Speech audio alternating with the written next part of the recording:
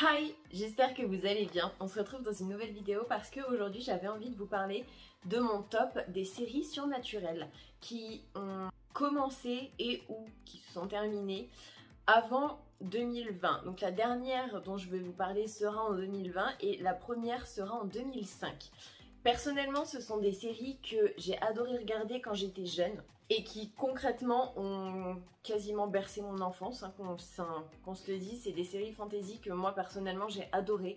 Comme d'habitude, je vais pas vous les présenter par ordre de préférence, mais par année de sortie, donc de la plus vieille à la plus récente. Mais ce sont les séries que j'ai vues et que franchement j'adore.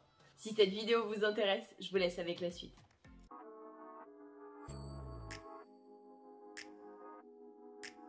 La première série qui est sortie en 2005, qui a eu 5 saisons à son actif, il s'agit de Ghost Whisperer, qui raconte l'histoire de Melinda Gordon, qui est une jeune femme qui, dans son enfance, a découvert qu'elle voyait des fantômes et qui, au début, ça l'a vraiment perturbée parce qu'elle tenait ça du côté de sa mère.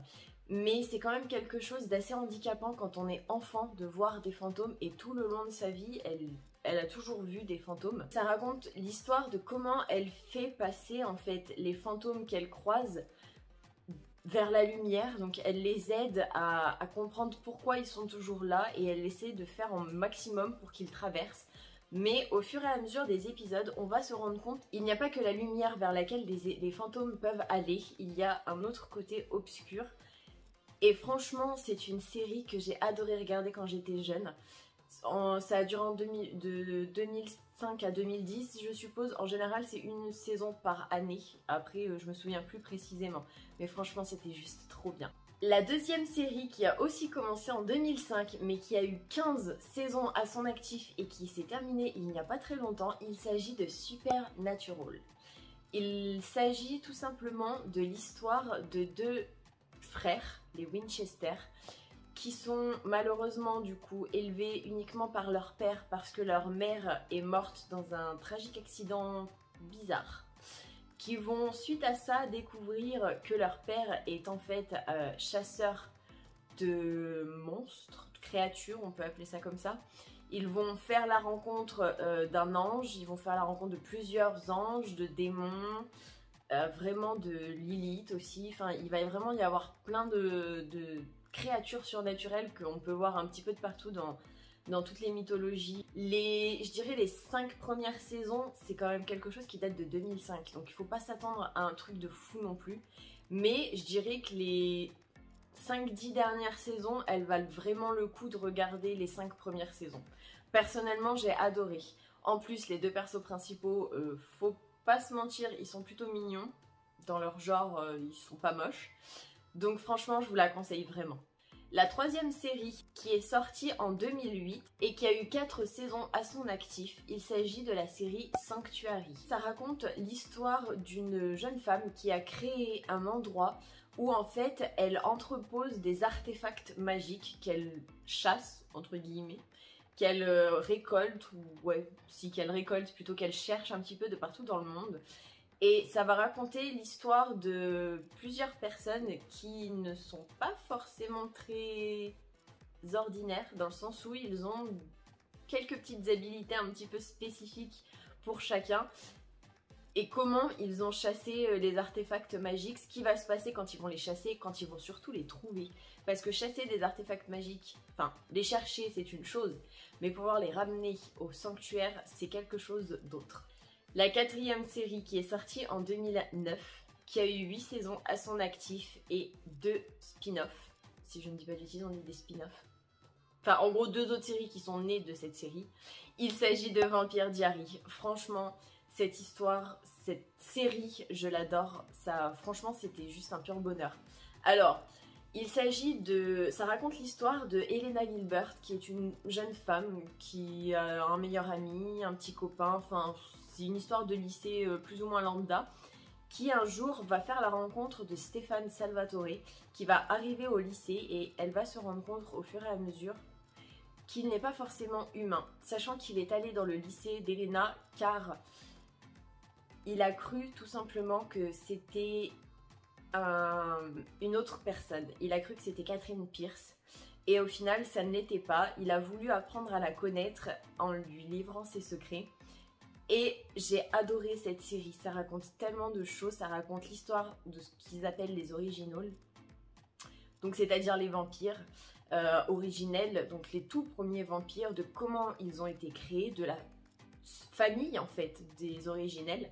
Suite du coup à Vampire Diaries, il y a The Originals qui est sorti. Donc qui raconte vraiment l'histoire des originels, mais aussi l'histoire de Ellie qui, dans Vampire Diaries, a eu une relation avec Klaus, donc qui est l'hybride originel, et qui va, je vais pas dire malencontreusement parce que ce n'était pas voulu, ils ont juste eu une relation une fois et elle est tombée enceinte. Et ça va donner la naissance d'une petite fille trop mignonne qui s'appelle Hope Michelson, qui du coup est l'héroïne principale de The Legacy, qui malheureusement s'est terminée, mais ça je vous en parlerai plus tard. En 5e position, il y a la série Lost Girl, qui est sortie en 2010 et qui a eu 5 saisons à son actif, qui raconte l'histoire d'une jeune femme qui se trouve être une succube, qui va rencontrer d'autres créatures. Les succubes ne tombent pas amoureux comme les personnes, j'allais dire lambda, mais les humains, enfin les personnes normales ne sont pas non plus obligées d'être amoureux que des hommes ou que des femmes. Mais ça raconte l'histoire donc d'une succube qui est pour son amour entre deux personnes, entre un homme et une femme. Sachant qu'il y en a une, c'est une humaine, et que l'autre, ce n'est pas un humain, mais une créature. Ça va raconter l'histoire en fait de plein de créatures qui vont interagir ensemble, de plein de mystères différents, de qui est réellement sa famille, donc ses parents principalement. Franchement, cette série, je l'ai juste adorée. C'est une des séries fantasy que j'ai le plus aimé dans toute ma vie. La 6e série, qui est sortie en 2011 pour la première fois et qui a eu 6 saisons à son actif, il s'agit de Teen Wolf, qui raconte l'histoire d'un jeune homme au lycée et de son meilleur ami qui va malencontreusement être mordu ou griffé, je ne me souviens plus, par un loup-garou et qui va lui aussi en devenir un. Ça va raconter vraiment l'histoire d'amour qu'il va avoir avec sa copine qui se trouve être d'une famille de chasseurs de loups-garous. Franchement, c'est au fur et à mesure des saisons, ça évolue tellement dans un sens qu'on s'y attend pas vraiment que du coup, ça donne vraiment envie d'y regarder. Au début, il va être du coup avec une descendante de chasseuse de loups-garous, donc ça va être un peu complexe. Ensuite, elle va partir, il va tomber amoureux d'une autre personne qui se trouve être elle aussi une créature surnaturelle. Il va ensuite devenir ce qu'on appelle un mâle alpha. Enfin, vraiment, c'est juste une série que j'ai adorée. Avec des loups-garous, il y a aussi une banshee, il y a des humains. Au fur et à mesure, il va y avoir plein d'autres créatures qui vont arriver que personnellement, je ne connaissais pas d'ailleurs. La 7e série dont je voulais vous parler, qui est sortie en 2011 et qui a eu 8 saisons à son actif, il s'agit tout simplement de Game of Thrones. Cette série, c'est... Alors, franchement, au début, j'ai eu vraiment du mal à la regarder parce que trop de scènes d'inceste et de choses comme ça, franchement, ça m'a saoulée. Je dirais que les 5 premiers épisodes de la première saison, il n'y a que ça. Donc, j'ai tenu bon, et au final, j'ai vraiment pas regretté parce que cette série, c'est juste un pur bonheur, que ce soit au niveau des personnages super attachants, au niveau des créatures, les dragons, c'est juste... Enfin, franchement, l'histoire en soi est un petit peu bizarre, je vais dire ça comme ça, mais c'est tellement attachant que du coup, on est obligé de regarder les 8 saisons. Et franchement, j'ai vraiment pas regretté d'avoir regardé cette série parce que même si la fin est un petit peu bizarre, donc je veux pas vous spoil, mais même si je suppose que tout le monde l'a déjà vu, la fin, je m'y attendais vraiment pas, je dois l'avouer. Mais en gros, ça raconte l'histoire de plusieurs familles qui vont se battre pour avoir en fait tout simplement le trône de fer, qui pourrait être The Queen and the King. Et comment chaque famille s'entremêle, on va dire ça comme ça, comment chaque famille interagisse avec les autres, l'histoire de chaque famille. Franchement, je vous la recommande vraiment. Comme toutes les séries que je vous présente dans ce top d'ailleurs.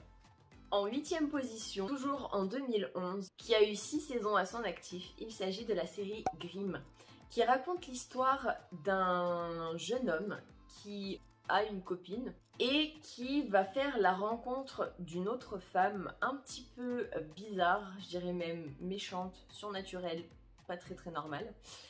Et il va se rendre compte que, en fait, quand sa tante va mourir, il va hériter des pouvoirs du coup de sa famille, qui est principalement de voir à travers les apparences. Donc en fait, ça raconte l'histoire de personnes, de créatures surnaturelles qui se font passer pour des humains mais qui ne le sont pas. Et en fait, il va voir à travers vraiment l'apparence physique que les personnes se donnent pour voir ce qu'ils sont réellement, tout simplement, et chasser en fait ce qu'on appelle les méchants, on va dire ça comme ça. Il va se rendre compte au fur et à mesure que certains méchants ne le sont pas tant que ça. Et ça va parler aussi d'histoire d'amour. Sa copine originale va se transformer en méchante et la méchante va devenir sa copine. Donc c'est un peu compliqué, je dois l'avouer, mais franchement c'est une série juste pépite. La 9e série, qui est aussi sortie en 2011, je sais pas ce qu'ils avaient avec l'année 2011, mais c'est là que les plus grosses séries sont sorties, qui a eu 7 saisons à son actif, il s'agit de Once Upon a Time. Alors, cette série, c'est tous les contes de fées de toute mon enfance qui sont réunis dans une seule et même série. Ça raconte l'histoire d'une jeune femme, elle a eu un enfant qu'elle a dû abandonner et elle va retourner dans la ville où est justement son fils pour essayer de le récupérer. Il est avec une femme qu'elle trouve un petit peu bizarre et au final elle se rend compte qu'elle n'est pas forcément gentille. Ça raconte vraiment l'histoire de comment elle va réussir à récupérer son fils, comment elle va vraiment sympathiser on va dire avec la méchante, comment elles vont faire équipe. Ça raconte des histoires d'amour, ça raconte...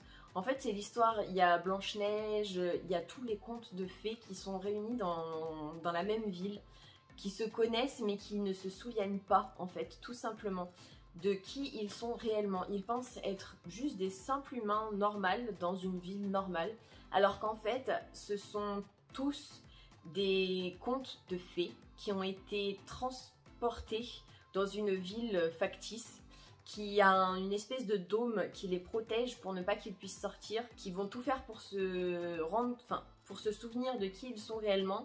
Mais il n'y a que quelques personnes, une poignée de personnes qui savent qui est-ce qu'ils sont réellement. En 10e position, qui est sortie en 2016 et qui n'a eu que 2 saisons à son actif, il s'agit des Chroniques de Shannara. Ça raconte l'histoire en fait d'un demi-elfe, donc qui est moitié elfe, moitié humain, qui va faire la rencontre d'une elfe qui est censée protéger un arbre sacré et de leur bataille pour à la fois être ensemble, à la fois protéger le monde parce que l'arbre sacré est en train de perdre ses feuilles. Du coup il faut que la gardienne fasse en sorte qu'il refleurisse. Enfin vraiment c'était vraiment une histoire avec des elfes du coup pour le coup. C'est pas spécialement d'autres, il n'y a pas beaucoup d'autres créatures surnaturelles, mais principalement une histoire avec des elfes. Toujours en 2016, il y a la série Shadowhunter, qui a eu 3 saisons à son actif, qui est sortie suite au film. L'histoire de base de Shadowhunter, c'est l'histoire de Clary Fairchild, qui est une jeune fille lambda, enfin en tout cas c'est ce qu'elle croit, qui vit avec sa mère et qui va au lycée, qui une fois avec son meilleur ami, va aller dans une espèce de boîte qu'elle trouvait bizarre au niveau du symbole qu'il y avait sur la devanture, qui va rentrer et qui va se rendre compte tout simplement qu'il y a un meurtre qui est en train de se faire, mais que on dirait que personne d'autre qu'elle ne le voit. Et c'est réellement le cas, parce que c'est ce qu'on appelle le monde obscur, le monde caché. Les humains ne sont pas censés voir ce genre de choses, donc elle est un petit peu surprise. Elle est en alerte, elle se dit mais qu'est-ce que c'est que ce bordel. Son meilleur ami ne voit absolument rien parce qu'il n'est qu'un simple humain. Et au final, elle va se rendre compte petit à petit, en se souvenant de choses, qu'elle n'est pas juste une simple humaine, qu'elle dessine ce qu'on appelle des runes angéliques. Ce qu'il faut savoir, c'est qu'elle ne se souvient pas de tout ce qui est runes angéliques parce que sa mère faisait en sorte qu'elle ne se souvienne réellement pas, en lui effaçant la mémoire, en lui cachant une partie de sa mémoire pour ne pas qu'elle se souvienne, pour ne pas qu'elle soit dans ce genre de monde. Sauf que plus elle grandit et moins ce sort marche. Sa mère va se faire kidnapper et Clary Fairchild va tout faire pour essayer de la retrouver. elle va retomber sur le jeune homme, une des personnes qui était dans cette boîte de nuit pour assassiner une personne. Elle va penser que c'est quelqu'un de mauvais alors qu'en fait ils étaient en train de tuer un méchant et que eux étaient gentils. C'est sûr que quand on voit quelqu'un tuer quelqu'un d'autre, on se dit pas bah c'est les gentils qui sont en train de tuer un méchant. Donc du coup elle va faire la rencontre donc, de Jace, elle va faire la rencontre d'Isobel, donc elle va faire la rencontre d'autres Shadowhunters du coup. Elle va faire aussi la rencontre de sorciers, donc Magnus Bane, de vampires. Après elle va aussi, donc dans la série, au début de la série ça raconte ce qui s'est passé dans le film et après ça continue dans le temps au niveau de quand elle va aller avec les Shadowhunters, qu'elle va vraiment devenir une Shadowhunter. Ça raconte son histoire d'amour avec Jace, ça raconte l'histoire d'amour de Magnus Bane, ça raconte vraiment plein de choses, son histoire avec son frère aussi par la même occasion, à Clary. Le fait qu'elle n'est pas juste une Shadowhunter mais qu'elle est liée à des anges. Ça va raconter l'histoire de Magnus qui n'est pas juste un sorcier mais qui est un sorcier fils d'un démon. Enfin vraiment ça va raconter plein de choses différentes et cette série, si je pouvais la revoir, franchement si elle pouvait ne jamais s'être arrêtée, ça aurait été vraiment formidable. Toujours en 2016, qui a 4 saisons à son actif pour le moment et qui va bientôt finir la 4e saison, il s'agit de Stranger Things. Ça raconte l'histoire donc d'un groupe d'amis et dans ce groupe d'amis, il va y avoir un jeune homme qui va disparaître. Au final, on va se rendre compte qu'il est tout simplement, mais le pauvre quand même, dans le monde inversé de là où l'histoire se passe. On va se rendre compte qu'une jeune fille va arriver avec des pouvoirs de télépathe. Je veux pas spoil parce que je suis à la 4e saison et que j'ai hâte que la 2e partie sorte. Mais ça raconte vraiment l'histoire de comment elle va s'attacher au groupe d'amis, comment le groupe d'amis va faire pour s'en sortir. Ça raconte aussi l'histoire des parents qui est aussi complexe. Parce que la mère de l'enfant qui a disparu devient... elle croit qu'elle devient folle, mais en fait pas du tout. C'est juste qu'elle voit des choses et elle est sûre de ce qu'elle voit, mais tout le monde pense qu'elle est un petit peu... et au final pas du tout, elle a vraiment raison et ceux qui sont proches d'elle vont s'en rendre compte. En 2017, qui a eu 5 saisons à son actif, il s'agit de Riverdale. Alors, actuellement je suis en train de regarder la saison 1, donc au moment où vous verrez la vidéo, je serai probablement à la saison 3. Je sais pas trop, mais cette série, je vois pas en quoi elle est surnaturelle, enfin fantasy supernaturelle.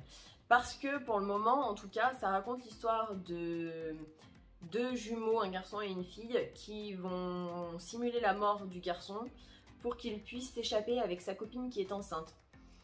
Qui au final va mourir et qu'on va, dans toute la saison 1, en fait, on ne va pas savoir qui est-ce qui l'a tué.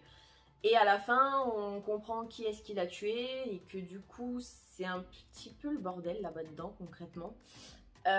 Pour le moment, en tout cas, il n'y a pas de choses surnaturelles. Cette série, franchement, c'est hyper attachant. Ça raconte aussi l'histoire de gangs.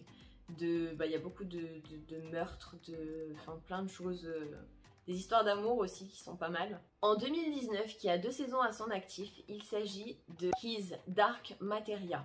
Alors, c'est la série qui donne suite à La Croisée des Mondes, La Boussole d'Or, qui raconte l'histoire de Lyra, une jeune fille, donc dans un monde où chaque être humain a un animal qui lui est lié, un familier, si on peut dire, mais qui est littéralement relié. Donc si tu fais du mal à l'animal, la personne le sent. Si tu fais du mal à la personne, l'animal est en train de douiller sa race. Franchement, cette série, c'est juste un pur bonheur. Autant le film, je l'ai vraiment adoré, autant par les personnes qui jouent dedans que par l'histoire en soi. La série, franchement, c'est une tuerie. Ça raconte du coup l'histoire de Lyra qui se rend compte qu'au final, son oncle n'est pas son oncle, mais qui est son père. L'histoire de comment elle va être manipulée donc dans le film pour séparer en fait les animaux, donc les familiers des humains. Mais dans la saison 2, va plus du tout y avoir ça. Elle va passer dans d'autres mondes, elle va faire la découverte de plein d'autres endroits où notamment la Terre normale, où il n'y a pas de familier à chaque humain. Donc il va falloir qu'elle cache son familier. Enfin, c'est vraiment une histoire... j'allais dire extraordinaire, mais une histoire vraiment fantasy du coup, qui raconte vraiment plein de choses hyper intéressantes et que je ne me doutais même pas personnellement. Et enfin, en 2020, qui n'a eu qu'une seule saison pour le moment à son actif, mais qui, je crois, la deuxième saison est en cours, il s'agit de Warrior Nun, qui raconte l'histoire d'une jeune fille qui a une maladie, qui va mourir et qui va se voir, sans le faire exprès d'ailleurs, offrir une nouvelle vie en tant que guerrière. Sauf que elle ne s'attendait pas du tout à ça et qu'elle va se retrouver avec un anneau dans le dos, qu'elle ne sait pas du tout ce que c'est. Et elle va se retrouver mêlée à des démons, à des anges, à une vie qui n'avait absolument rien à voir avec ce qu'elle avait. Donc sachant qu'elle ne pouvait plus marcher, elle va... Alors franchement, elle en a absolument rien à cirer d'être une guerrière. Elle va profiter de sa vie au début jusqu'à ce que les méchants la rattrapent et qu'il va falloir qu'elle apprenne à contrôler ses pouvoirs. Elle va fouiner un petit peu parce que les guerrières lui racontent des histoires, mais elle n'y croit pas forcément. Elle va essayer de se renseigner au maximum et va se rendre compte que finalement, ceux qui paraissent être gentils ne sont pas si gentils que ça, mais les méchants sont méchants. Et voilà, c'est la fin de la vidéo. J'ai beaucoup blablaté. J'espère que cette vidéo vous aura plu et que vous aurez passé un bon moment en ma compagnie. Si c'est le cas, n'hésitez pas à liker et à vous abonner. Je vous dis à la prochaine pour une prochaine vidéo. Et si vous avez envie de regarder une des vidéos précédentes, je vous laisse attendre quelques petites secondes pour que ça arrive. Je vous fais d'énormes bisous et je vous dis à la prochaine pour une prochaine vidéo. Mouah.